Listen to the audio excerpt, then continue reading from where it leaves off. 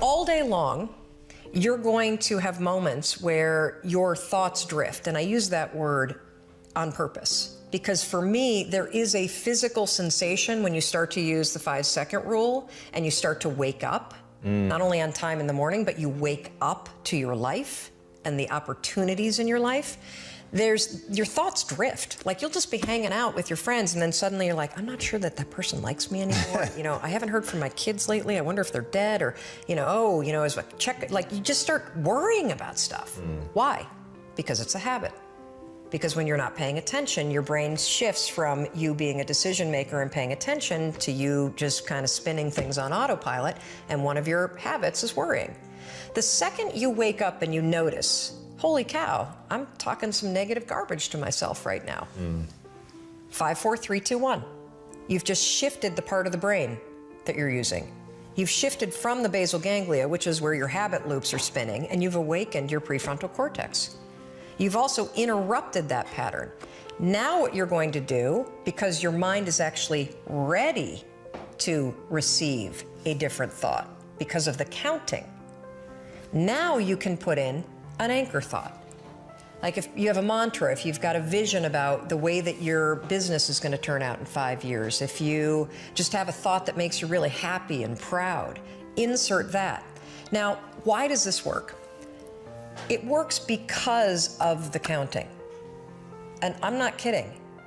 We know, based on research, that positive thinking alone, not effective. In some instances, trying to force yourself to think positive can actually make the worries worse. Why? Well, the reason why is because it's really hard to just change the channel. What we have to do first is basically interrupt it and turn off the TV and then turn it back on with the prefrontal cortex awakened. So the counting is essential. And so you can start using this today. You catch yourself talking garbage to yourself, 5, 4, 3, 2, 1, switch it back. Get back to that vision that you have about toasting your success or this customer being really happy or you being proud of yourself. Whatever that vision may be, you can control your thoughts. And this is not just us talking about it, this is a tool. And when I do this exercise, I ask people to take out a piece of paper, draw 3 columns. So if you're watching, do that right now. Take out a piece of paper, 3 columns. Top of the first column, you're going to write down experiences, right? And ask yourself, what experiences do I want to have? Who do I want to wake up with? What type of house do I want to live in? What countries do I want to visit? Where do I want to travel to? What adventures do I want to have, whether it's climbing Mount Kinabalu or hiking the Andes? What type of family life do I want? What dog do I want? The beautiful thing about experiences is often they don't require that much money. It's crazy. We associate money with happiness, but often the most beautiful experiences in life require no money. Almost any human being today can fall in love, can make a baby. These are some of the most profound experiences I've had. So the first thing is you make a list of your experiences. Now the second thing is you ask yourself this question. For me to be the man or woman who has all of these experiences, how do I have to grow? And here we come to the second list. See, I believe we are souls having a human experience here on planet Earth. But these souls are not just here to explore all of these wonderful things about being human. I believe as souls, as human beings, we crave growth. Human beings are growth-driven machines. And so you make that second list. And that second list is, how do I want to grow? How can I learn to be a better father, a better spouse, a better lover? What languages do you want to learn? Do you want to learn a musical instrument? Do you want to learn to write? Do you want to learn to play a particular sport or learn a particular skill? What many people don't realize about the world is that growth is a goal in itself. It's one of the key things that drive us forward as human beings, but very few people write down growth as goals. It's because the education system, which tries to teach us to grow through forced learning, makes many people dread learning. So growth becomes that second list. Now you have 2 lists, your experiences and your growth. Now you ask yourself the third question, and the third question is this: to be that man or woman who has all of these experiences, to be that man or woman who has grown in such a way, how can I give back to the world? And there's a very important reason for that question. The Dalai Lama said, if you want to be happy, make other people happy. And I believe that when you do these 3 most important questions, that third category is what truly leads to fulfillment. It's when you can take your growth, you can take your experiences and contribute to fellow souls, contribute to the human race. You've learned entrepreneurship, great, mentor someone, mentor a kid who wants to get there. You have the ability to sing, figure out how to use it to deliver, beautiful music, to inspire people. So your list of contributions becomes your steps for you to give back to the world, because that takes you beyond pure happiness into fulfillment. Now, when you have this list, experiences, growth, and contribution, this becomes your goal list. Everything else is just a means goal. Now, when I started creating this, I found that it allowed me to rewire my brain, to shortcut and bypass so many bullshit rules, to go straight to these final items, to go straight to ways I could contribute, ways I could grow, ways I could have these beautiful experiences. And often these were unconventional paths. Like when I started my company, I didn't work with any investors or VCs. I decided to start my own university, which is happening in Barcelona, but it all came because when you have done the three most important questions, you get to short circuit the rules of the culturescape and figure out shorter paths towards true human fulfillment. Actual questions that coincided with milestones or inflection points, or just a fork in my own life. And some of them would be, for instance, what if I did the opposite for 48 hours? It's a very recoverable experiment, right? If it doesn't work, then I can always go back to what I was doing. Doing the opposite meant making my calls between, let's just say, 6:30 and 8:30, and then 5:30 to 7:30. And it was just a hypothesis. Maybe I can get a hold of the people I need to get a hold of more effectively when the gatekeepers aren't there. Right. And that's exactly what happened. Wow. And I started booking more meetings and closing more deals than the majority of the guys in the company. And it was just from asking that question. What if I did the opposite for 48 hours? And you can apply that to many, many things. Right? Some of the others would be, well, this is one I asked in 2004. If I had a gun against my head and could only work 2 hours per week, what would I do? I know it's impossible. What would I do? And that type of ludicrous question was necessary to break my thinking patterns and stress test my own assumptions of what was possible. And you find that that is a learnable skill. I'll give you another question that I think you'll really like, which is one of the 17. What can I learn from the people I hate the most? Wow. Now this does two things. It forces you to separate your morality from your search for effectiveness. Right. It also helps you to develop some degree of empathy. And those two are very powerful. So what can I learn from the people I hate most? Wow. Is a very, very useful practice. So I'll journal on that very often. In terms of patterns, we were talking about some of the things I've spotted.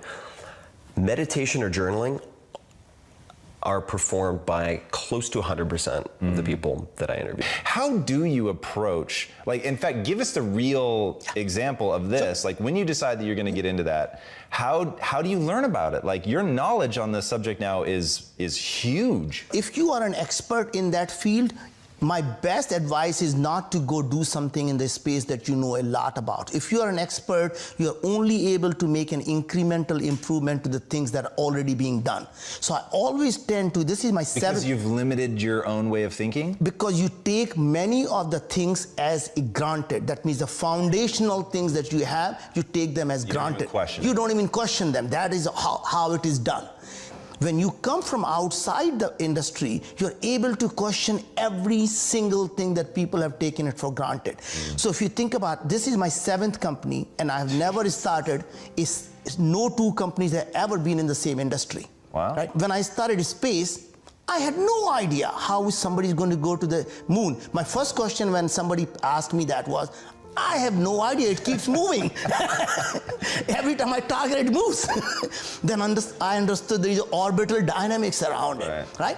That became really easy. So I was known as the space junkie. because I started to learn about space. And then when I saw this technology at Los Alamos National Lab, that they're able to analyze the body, every single thing that's going inside, it was fascinating enough. Then I said, you know what, I am going to go start reading. And when I go, my first approach is to go find 10, 20 books that I can read. I never like to read one book, because then you are more or less, that person's belief system becomes your belief system. Yeah. So what I do is I read 20 different authors, because then I want to see where the people differ from. So I can form the opinion, because now I know what everyone else is saying.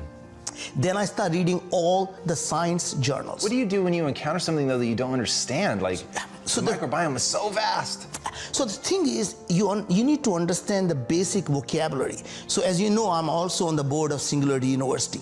And being on the board of Singularity University, it gives me the basic background of what is genetics, what is epigenetics, what is the nanotechnology, what is the neuroscience, and the basic vocabulary. Once you have that, you're able to make a lot more sense when you read the articles, when you read the books. And then what I do is, in each subject, that when I'm learning, I set my Twitter feed only for the science journal, only in that field. That means I'm going to be looking at the Science magazine, the New Scientist, and every single science magazine that has the articles about that subject. And when I wake up in the morning, I get up around 4:30 in the morning, and I spend the first 2 hours just going through every science journal, what has come out since I went to bed. I love that. Right?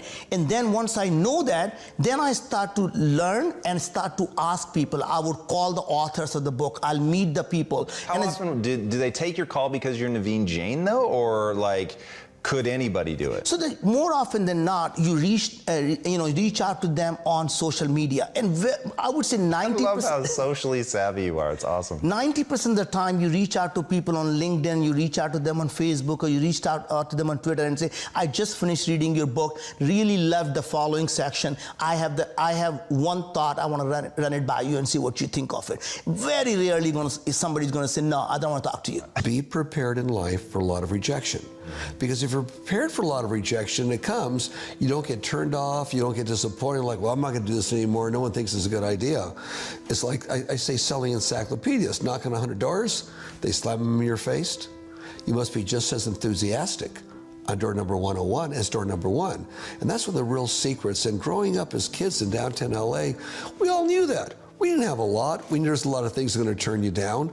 At 7, trying to sell a flower pot on the street, most people said no, but it's only 50 cents. No, no, no. Soon a waitress in a little restaurant said, only 50 cents? That's really great. She bought it from us. And we went and built another one. You don't give up. That really is like one of the secrets to the universe, in my opinion, that ability to stay as enthusiastic on door 101 as you were on door 1 when you had it slammed in your face over and over and over. Is that something you can teach? Like, in fact, have you parted that onto your kids? Like, is that something that they've adopted? And if so, how did you pull that off? Definitely. It's just like your viewers of your fabulous show here. They've just heard me say that. Now, if they write that on a piece of paper, be prepared for a lot of rejection. Whether it's in their personal life, that someone says, you're too old, you're too fat, you're too young, you're not going to do anything other than yes. You've got holes in your nose, you got things coming out your ears. Whatever is other than yes, this is wonderful, realize that's going to happen in life. As soon as people know that, when something goes wrong, they look at a piece of paper, oh yeah, that reminds me. The other quote that I give people a lot, especially entrepreneurs, is any business you're in, whether it's a service or whether it's a product, or anybody you work with that has a product or a service, always make sure that your product or your service is of the highest quality you could ever make it, because you do not want to be in the selling business. You want to be in the reorder business. Granted, you've got to tell somebody what your idea is, and how it's going to cure something they may need. But the quality has to be so good that after that they want to reorder it, or if it's a one-time item, tell friends about it.